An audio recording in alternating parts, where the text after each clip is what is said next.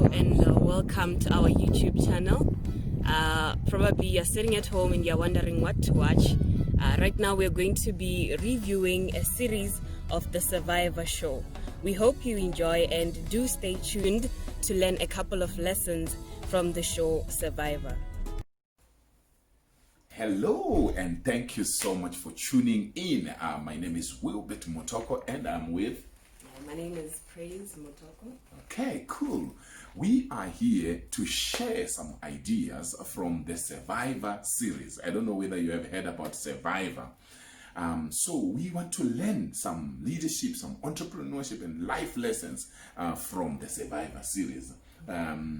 My daughter here, Praise, has gone through Survivor. And she is going to tell us what is this Survivor and what did she learn from it. Please, if you are new here, subscribe to our channel. All right, so you can subscribe to Dr. Wilbert Mutoko YouTube channel, and you also need to subscribe to Praise Mutoko YouTube channel so that you can get more videos. All right, so I'm going to leave this time to Praise to tell us what is Survivor, and then we begin to go into some of the lessons that we can get from there. Please, if you have watched the Survivor series, put some comments. Let us know what you think about what you learned from there. Over to you, Praise. Okay, so it was during lockdown, and I was just wondering what I could be doing, something that would add value to my life. So since I was looking for entertainment, I Googled for any kind of competitions. And I saw the word Survivor, and it intrigued me, it caught my attention.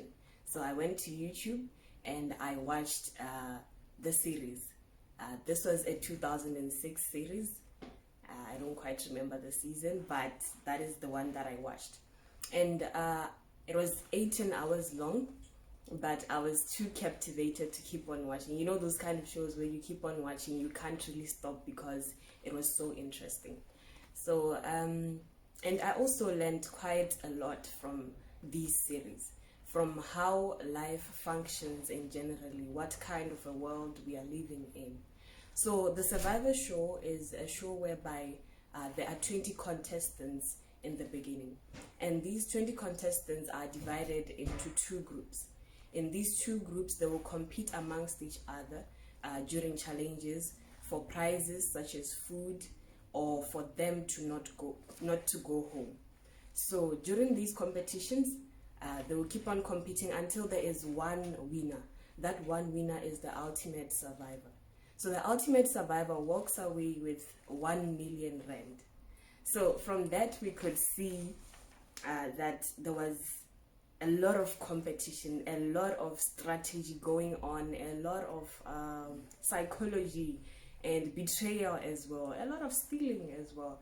But it was, you could see the true colors of what human beings are like in general in life, how people are when they want something, including especially money. Money. Yeah. 1 million rand. Money. When you know that there's gonna be one person who's gonna win 1 million rands, and you know you could be the one, what kind of play are you gonna play? So that is the overall view of what the show is about. And this show in particular is Survivor South Africa. Yes. Because there's also Survivor USA and so on. We shall be looking at different seasons and different places as well, but this is our starting point and I hope you're going to enjoy it. Yes, so this one was in 2006, Survivor South Africa. Yeah. So from the very start, there were two individuals, two men who were selected to be the captains of the two groups. So these two men are namely Kune and Mark. Am I allowed to use names? Because they were using names then. Yeah. So there was Kune and Mark. And for me, from the very start, I loved Kune. I don't know why, but you know that thing where you just connect with the person's personality without actually knowing what kind of a person they are really. And it turns out that actually I connected with the right person and the right team. Though they were not always winning and they were not the strongest team, but I loved the kind of leadership that Kune portrayed. So the captains chose their members, and in choosing their members, you could see that the captains constantly chose those who had physical strength. and you cannot measure a person's what do you call it, mental strength. Yeah, intellectual. Yes. Yeah. So you could see that the captains were choosing those who had strong muscles, who were tall, and all that. And it was a good thing, but later on we find out that actually the mental aspect as well was needed in the game, and we only got to see the mental aspect or the mental intelligence of the people as time went on. So in the first episode, we see Kune's favorite player going home, and we can wonder why. I was wondering why that player went home. So there was a lot of politics within the game, and the people would take out somebody whom they thought would disturb the peace of that certain group. So Seletan, which is the group that was led by Kune, their approach to I had to tell you that when they were sending someone home, like they would do a challenge, and then if you lose as a tribe or as a group, one of your team members would have to go home, and this person was selected by his other team members. Nice. So then you had to have a social group or some friends within that group that would not vote you off. So the first person voted off was Ashley. And Ashley was voted off not because she was a bad player or not because she was a weak player. Kune had told them to vote out somebody who was weak. And to be honest, I wanted David to go out because he seemed to be very weak. He was the oldest player in the game. And I was just like, I think maybe he should go home. I don't think he'll be able to carry on for a long time. And the surprising thing is that he actually lasted up until up to the fourth place. Wow. Yeah. So the person taken out, like I was saying, Seletan focused on keeping unity in the group. So they did not want anyone who disturbed unity in the group. So anybody who spoke negatively about another individual within the group would be chucked out. So that's the first thing we can learn in life there, that you need to treat people accordingly.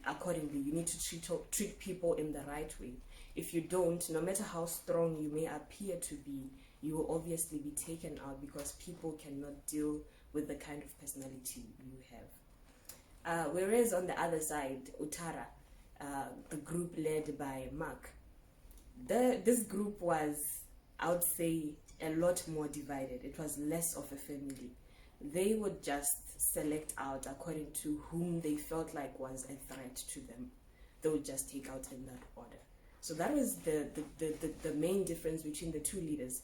One leader, Kune, made his group to be more like a family. It felt like home, and the people supported each other, and unity was what was the main thing there.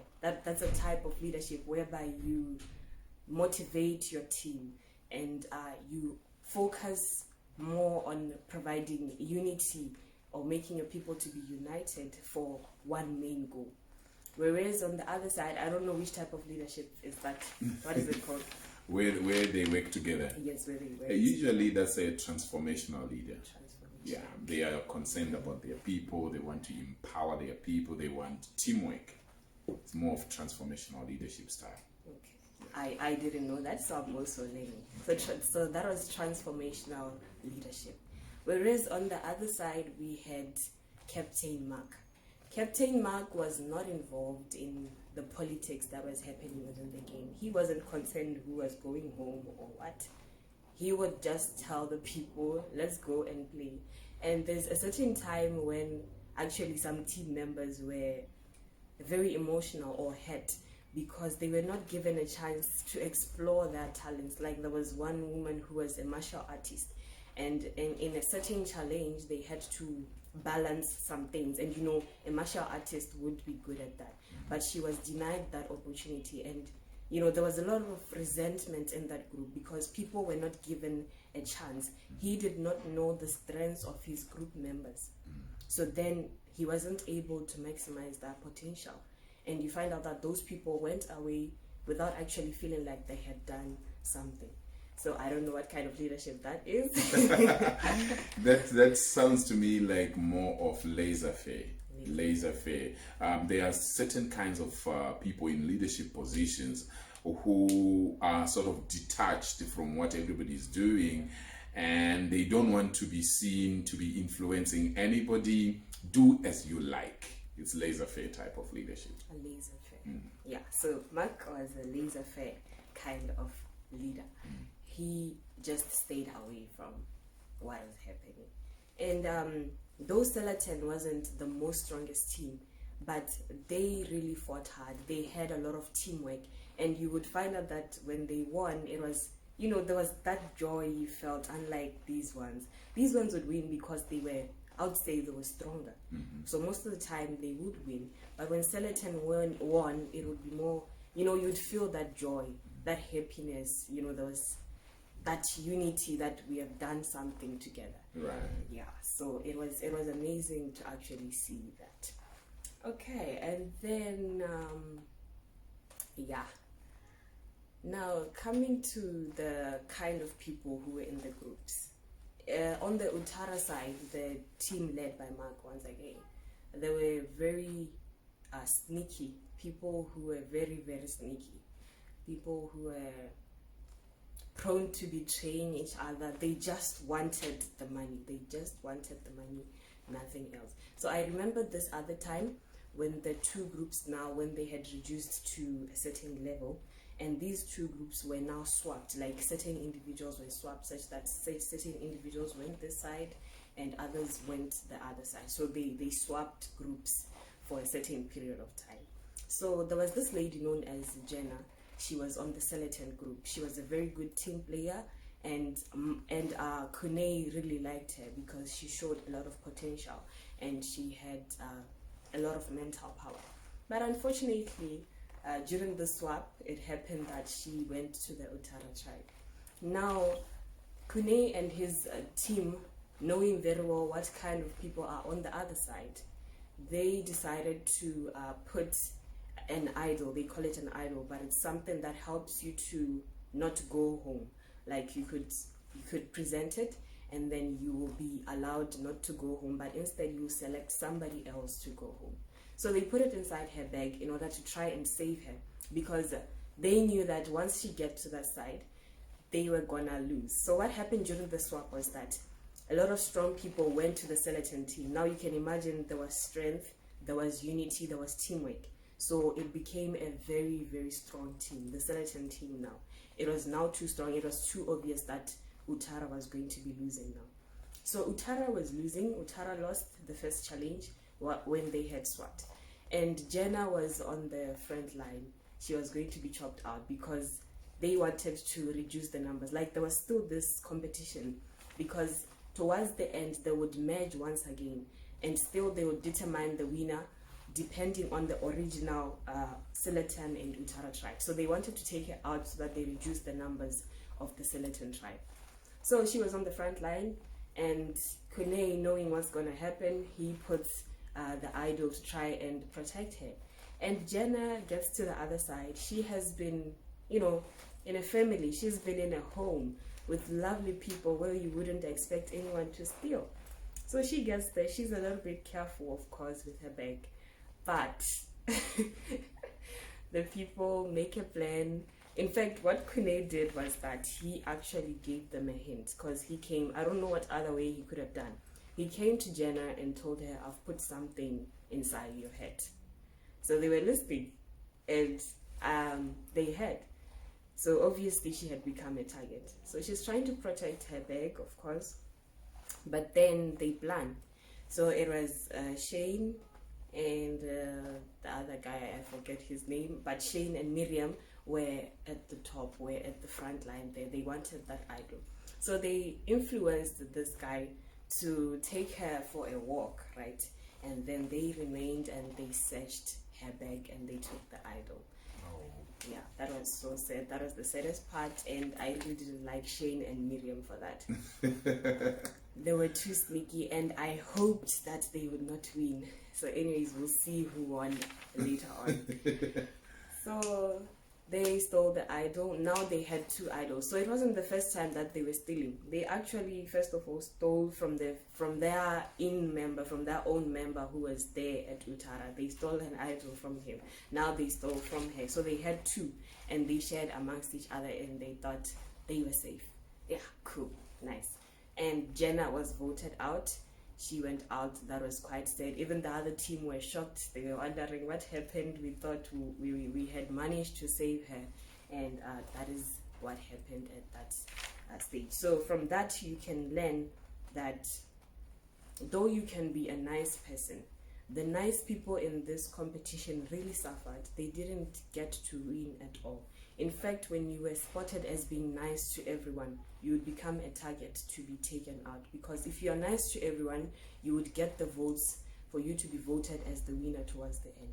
So every time you were seen to be nice, you would be chucked out. Mm-hmm. So even the nice people, it's okay to be nice in life, but you should know the kind of people you are dealing with. If you are dealing with snakes, you should be kind of like a snake. Yeah. You need to up your game. Up your game. Because they will eat you alive. They will eat you alive. But we are not necessarily saying if people are lying, you must lie. If people are stealing, you must steal. If people are killing, you must kill. But I think we are saying you need to become wiser to know how you deal with these people. Otherwise, you're just sweet like sugar. You will be finished by ants. Yeah, so in life we need to be... The world is a jungle. It's a jungle. It's a real jungle. From that game, I could really see that it is indeed a jungle, and you need to be smart. Because we even have these days, isn't it, we have some people nowadays who take advantage of other people's generosity and kindness, you know. Some of the people that are raped, unfortunately, they are very nice people, they are very sweet people, they are very understanding people. Some of the people whose bags are snatched away, they are very nice people and understanding. In some cases, somebody will say, oh, we need donations for orphans, we need donations for widows, and because you have a nice heart, you quickly wire money, and that money is gone to robbers. Yeah. So we need to be wiser. Very wise. Yes. So I mentioned David earlier on. How he got to top 4 out of 20. David, the elderly guy, the senior citizen, right? Yes. That for me, that was amazing. So David's strategy and another guy known as Sivu, he made it to the top 3. Their strategy was to move around, like they would swap alliances. So swapping alliances within the groups actually helped them to be sustained and to live longer in the game, unlike those who thought they could be kings or queens of a certain group. So sometimes you can just, act as if you're not too smart. But knowing what you want to achieve, you can just play along until you achieve what you want to achieve. They were talking, and I remember this other time, Shane is asked by another guy, Xavier. He asks him, so what do you see David as? He's like, no, I see him as my pawn. In chess, when you play, you have pawns, you have queens, you have castles and all that. So he's like, I see him as my pawn. I just toss him around. Whenever I want the votes, he comes to my side. So yeah, I'm cool with that. And the pawn made it to the top 4 whilst the leader was taken out. It was so interesting. It was so funny how that happened. So all I'm saying is that sometimes you don't have to be out there or to be outspoken. In fact, the top 3 guys who made it they were lying low. They were playing it the psychological way, not the physical way. All the guys who were saying that I'm gonna make it, I feel like the million rand is close at my door, they were taken out in the most brutal way, and it was so painful but funny at the same time. Yeah. So the quiet guys, they actually surprised me because they made it to the top 3. That was Buke, Sivu, and Graham.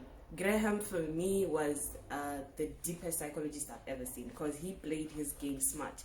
You wouldn't even hate him for the way he played because he didn't cheat. He was just cool. He was just lying low, but he was playing the game. Wow. Yeah. So that was amazing for me. That was amazing from David. The way he continuously managed to go through every episode, even though he wasn't the strongest, but he used his social game. He played his social game well. He used his networking skills. His networking skills. There's so much to learn from this. Yes. So networking skills helped David to be in the top 4. He could have, he almost got into the top 3 there with the quiet ones, the ones who were not loud-mouthed. So from the top 3 again, I think, praise, what I'm saying there is that in life, let's be careful what we tell others. Say, oh, I'm powerful, I'm wiser, I'm more educated. It's not always about that. And then for David, because he was an old guy, never despise somebody because of their age.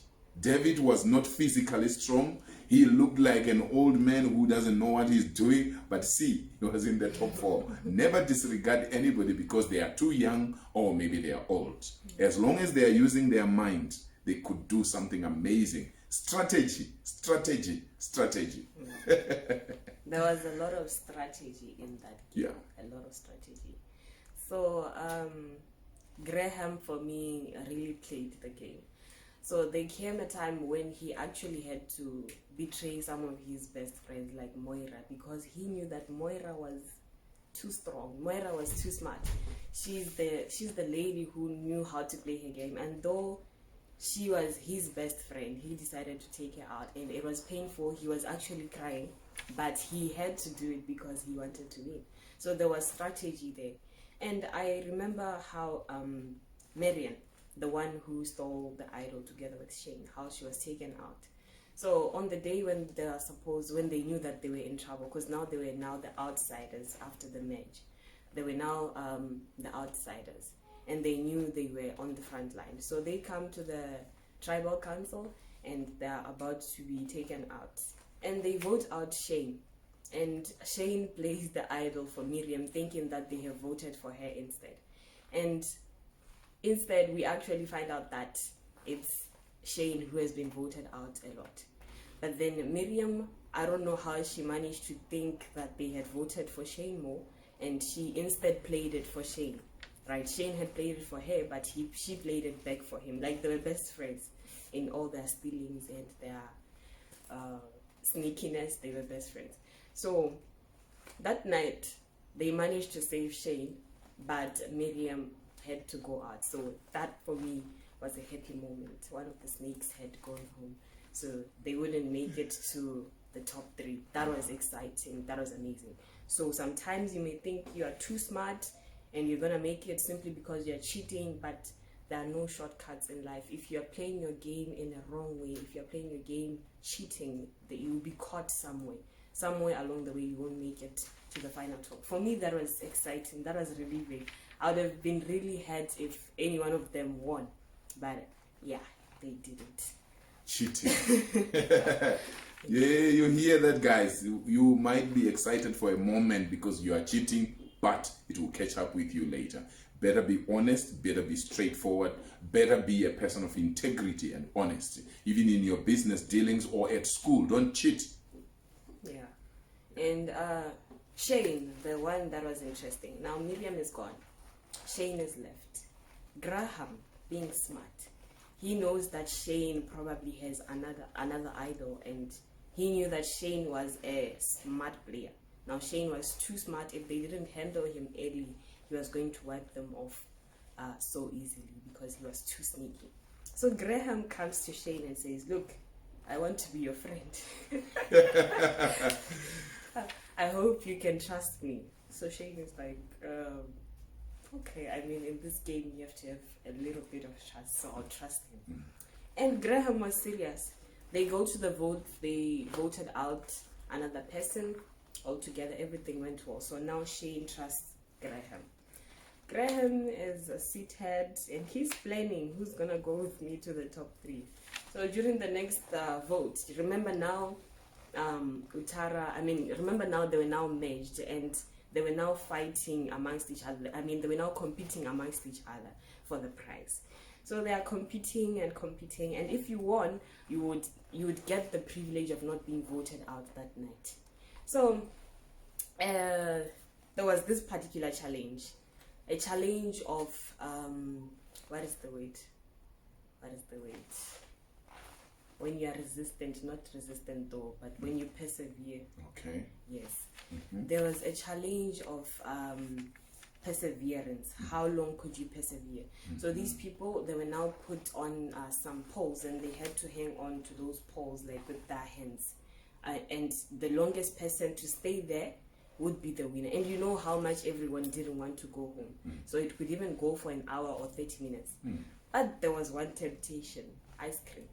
It was placed there. And remember, you are in a desert. The main thing about, in fact, an island, sorry. Remember, you are in an island. And on this island, they did not have food. So that's another thing. The food was scarce. You know, when you could eat rice, you would be really, really happy because it was something. Like, it was a lot. The only thing you could eat was rice or some oysters or some fish or some coconuts. You know, it wasn't life as usual. From that show, you can really see the importance of food. You start valuing the food that you usually eat at home. And you now see that, yeah, life is real. Because that side, there was no food at all. Yes. So before I talked about the food, what was I talking about? What was I talking about? Hey, that's my test. Because now I'm thinking about the food, and I'm thinking of when you're talking of valuing the food, and the fact that sometimes actually people throw away food, you know. So definitely my mind also switched onto the food. But you were talking about how Shane and Graham... Ice cream. Yeah, the ice cream part. Yeah. So during the challenge for the ice cream, you are standing there, and the guy coordinating the competition says, you have 30 seconds to get down and come and get the ice cream, or you can still hang on there. So Shane, feeling confident, he says, I know who's gonna win this. So the Sivu was light. He didn't have a strong body. He didn't have a heavy body, so he could stand there for a long time. So he's like, okay, I'm going down. He goes, he's putting ice cream, eating. He's feeling so confident that whole day because now he has an alliance with Graham. He's eating the ice cream, and Xavier as well follows. He's like, I'm tired. I don't think I'll make it. He was too strong to keep on hanging there. So he goes down for ice cream as well. Graham does the same thing. They go for ice cream. And finally, yes, Sivu did win. This is why I say that Shane was too smart. He knew his strength and he knew his weaknesses. So he left the guy to win that challenge. So Sivu won that challenge, and the guys enjoyed ice cream. Those who kept on hanging there, unfortunately, they didn't get the ice cream. It's either you were going to stay there or get the ice cream. So during the tribal council, Graham actually, before the tribal council, tells the other people that, look, let's wait for Shane to come to us, and he's gonna tell us who to vote out tonight, so that he continues feeling confident and doesn't suspect anything. They called it a blind side. So Shane comes and he's like, okay, tonight we are voting out Xavier. And they're like, okay, cool, we're going to vote out Xavier. When he leaves, they gather again, Graham, Xavier, and the others, Boutle, and the rest. They sit down, they're like, we need to take out Shane. He's too smart for us. I think he actually has an idol. They're like, yeah, you're being right there. So they blindsided him. They get to voting, and he's sure. So even the commentator, the person coordinating this whole thing says, Shane, you look so confident tonight. What makes you so confident? He's like, people have now started to act and think the way I do, because all this time I've been saying that this is just a game. You need to just play it. If you are going to be too smart over others, you just need to be like that. So I feel like now people trust me more, because this is what I've been saying always, and now people are now speaking exactly the same language. And the people were like, yeah. Okay, cool. Let's go and vote. Then they voted out the names. Shane, and Shane was taken out. So even when he was walking out, he was like, wow, What a blind side. He couldn't He believe least it. expected it. Even I didn't expect it. I mean, if you hadn't seen their discussions, you wouldn't have expected it. So he was taken out, he was blindsided, and for me, that was an exciting moment as well, because one of the snakes had been taken out. So, yeah. That just shows the kind of person that you are. Yeah.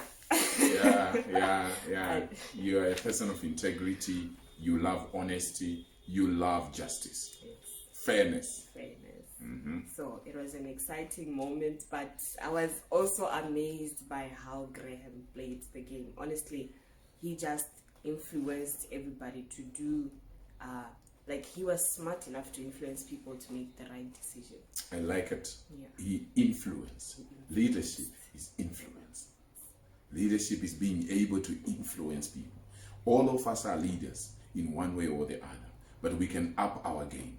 You might be in a leadership position as a mother, as a father, as a brother, as a sister, maybe as a supervisor at work or whatever. Or maybe you don't have a position. You must be able to lead yourself. You must be able to influence yourself. You must be able to influence others.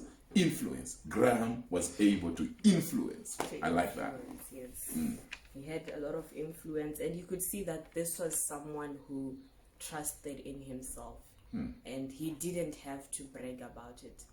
Another player whom I thought was overconfident was Solly. He would always say, "I see the R1,000,000,000," because he was strong.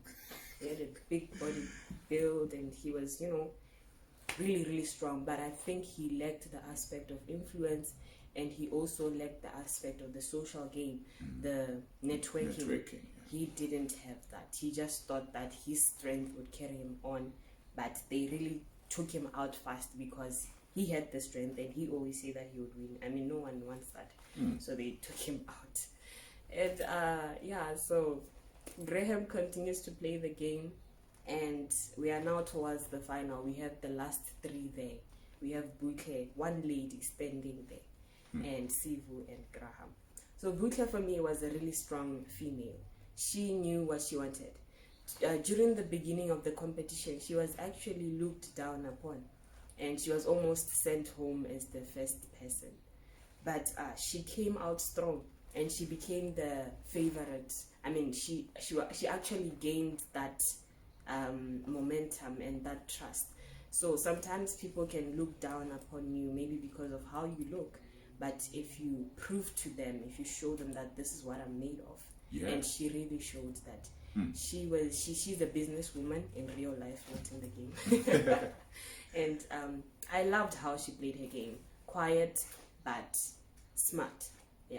So she lasted up to the top 3. She was the only female in that game.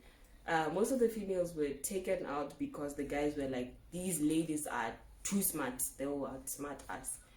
Moira, just to mention a few, those guys were really smart. If they were not taken out early, they would have outsmarted the guys. So Graham really played that well. He wanted all the ladies out. But for some reason, he didn't take out Butle, probably because he just thought, But she made it to the top 3.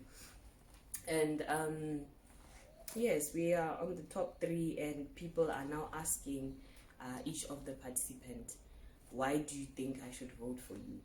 And they decided to vote, but Solly, the one who was taken out, the overconfident guy, comes to Graham and says that, look, you are a loser, and no one is going to vote for you tonight because you've been betraying others, you've been cheating. He was talking to Graham, and Graham looked hopeless at that moment. I didn't know who was going to win, but for me, Graham had really been, he had been hit hard the way Solly was talking that night. The person who saved the night was Shane. That's interesting though. Shane, the bad guy. He comes and says, look, I don't want you to feel bad, Graham. I don't know why you are busy apologizing to people. This is just a game, And he's like, this was just a game. You had to do what you were supposed to do so that you could win the money. And he's like, just play your game. Motivate these people to vote for you. That's what he said. But the surprising thing is that when he went to vote, he didn't vote for Graham. The same Shane didn't vote for Graham. He voted for Sibu. But his speech that night, for me, I thought it was the most excellent speech. And he spoke the truth at that moment. That though people were accusing Graham of not playing the game right, but to me, he had tried to be honest in every way. I mean, there are times when you had to let go of friends so that you could be able to achieve what you wanted to achieve. So he saved the night for me. And to the release of the results, yes, Graham made it. He was number one and he won the R1 million. Hey, Yeah. Graham, I want to be your friend. Please, can I be your friend, Graham? Can we share? I'm your top fan. He won the R1 million, and Marianne, the other snake, when the votes were being revealed, she during her speech, she had said that, Sivu, I'm voting for you because you have been the best buddy I have on the island. Then the next thing, she votes for Graham. You know, so I'm looking at these two personalities and I'm like, you know, they say an opposite thing, then they do another thing. People are unpredictable. Yeah. But that was amazing, really. Graham won that prize, and I was so happy for him. Sivu as well did a great job. You know, he was just playing it low, and he was being tossed around as well, like a pawn, but he made it. He made it to the top 3. Buke as well was a very strong character. You know, all of them really played that game very well. And the most amazing thing, which I liked, was that Graham was from the Skeleton team, the team led by Kune, the transformational leader. Yes. So wow. I was happy to see that Kune had brought out the champion. The champion was his. So I was really, really happy about that. And South Africa voted for Kune as the best captain, and he walked away with $500,000. Woo! Kune! Hey! I want to be closer to you, Kune. Do you have a treasurer? He had an amazing personality. He always motivated his team. Even when it was really hard, he would just gather them around and say, you know, it is what it is. We have lost someone, but tomorrow again is another day and we can do better. You know, that motivation, it kept the team going. Wow. Unlike the other side, there was a lot of division, and I personally wouldn't have voted for Mark. So I think South Africa did a great job in choosing Kune. I mean, it was... Thank you, South Africa. We salute you. So I think that's all I can say. Yeah, it's been quite long. Yeah, But it's amazing. So, girl, you deserve to be clapped hands for too. I'm clapping hands for you because you know what? You have summed up almost 18 hours. yes, 18 hours. Oh, she has summed up 18 hours in 37 minutes. Praise God will bless you. Thank you, guys. So the reason for doing this is to try and summarize and bring some lessons, because it's not everybody who is going to watch the Survivor series. 18 hours is not a joke. So here we are trying to summarize it. So the tips are, number one, it pays, to be concerned about your team when you are a leader. Transformational leadership. Motivate your team. Build a team, right? Number two, it pays to be united.